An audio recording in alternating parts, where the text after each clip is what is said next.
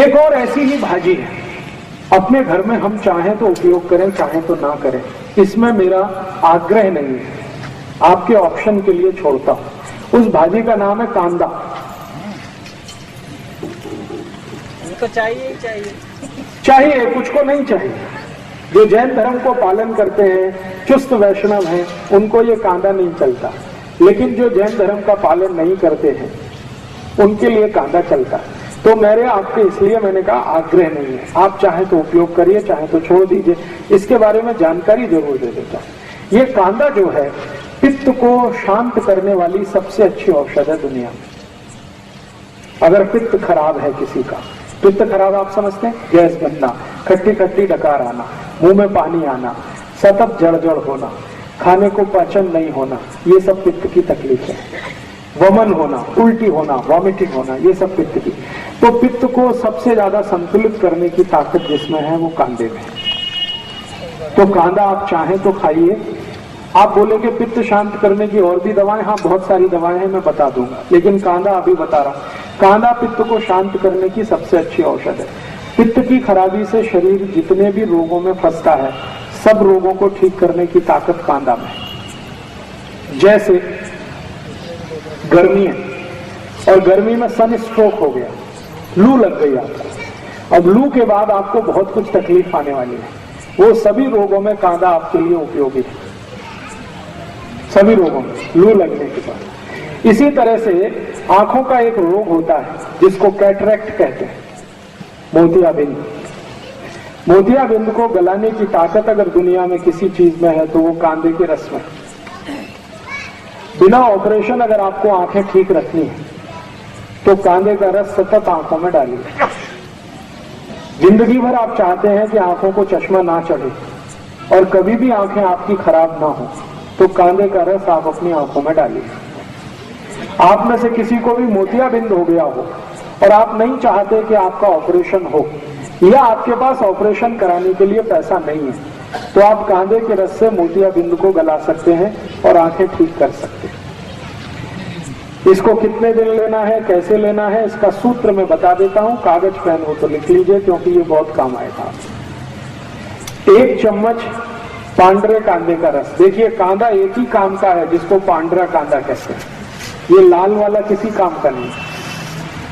औषधीय गुण जो है वो सफेद प्याज में ही है, पांडरे कांदे में ही है, लाल वाले में कोई औषधीय गुण नहीं है। वो तो खाने के लिए आप खा सकते हैं, औषधीय गुण उसमें नहीं है। औषधीय गुण जो है वो पांडरे कांदे में ही है। तो पांडरे कांदे का 1 चम्मच रस ले लीजिए।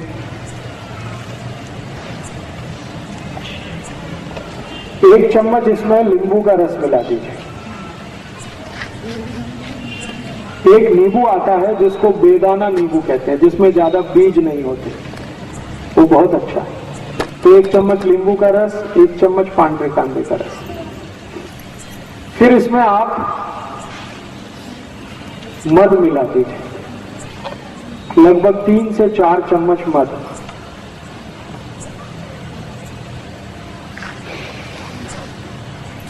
और इसी में 1 चम्मच गुलाब जल मिला दीजिए। ये चारों को मिलाकर एक बाटली में भर के रख लीजिए और खूब अच्छे से हिलाकर एक एक थेम आंख में डालिए। 1 महीने लगातार डाल दिया तो मोतियाबिंद आपका कट के निकल जाएगा। गुलाब जल 1 चम्मच, जितना आपका कांदे का रस उतना ही गुलाब जल, उतना ही नींबू का रस, लेकिन मध इसमें 3 से 4 फुट जाती, मैंने 3 से 4 चम्मच मध।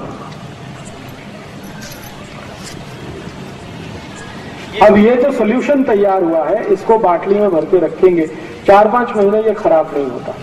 इसको रूम टेम्परेचर पे भी रखा जा सकता है, जरूरी नहीं है कि हमेशा इसको फ्रिज में रखना।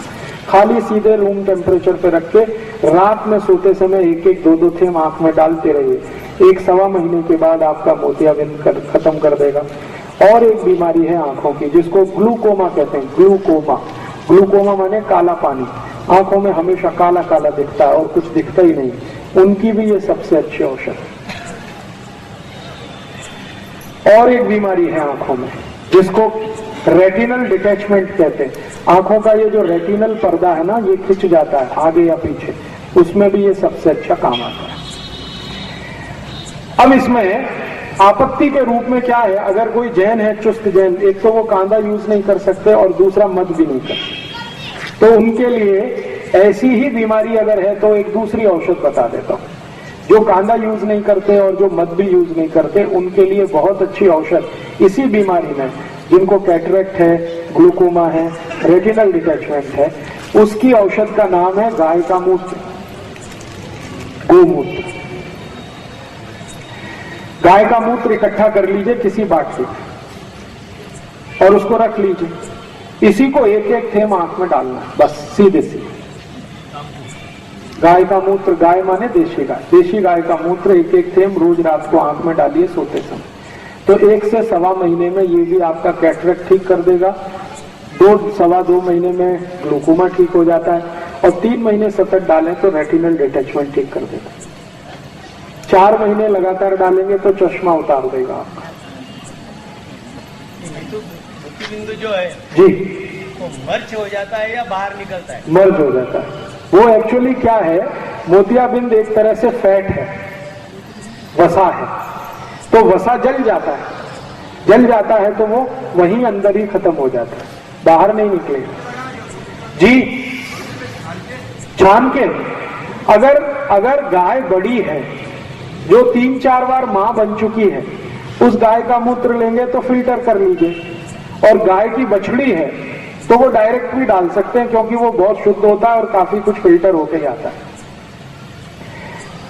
आंखों के रोग में मैंने इससे अच्छी कोई औषध अभी तक नहीं देखी, गोमूत्र से अच्छी, एकदम tax free, cost free, side effect नहीं है और एक्सपायरी डेट कुछ भी नहीं, हर गली हर गांव में उपलब्ध है।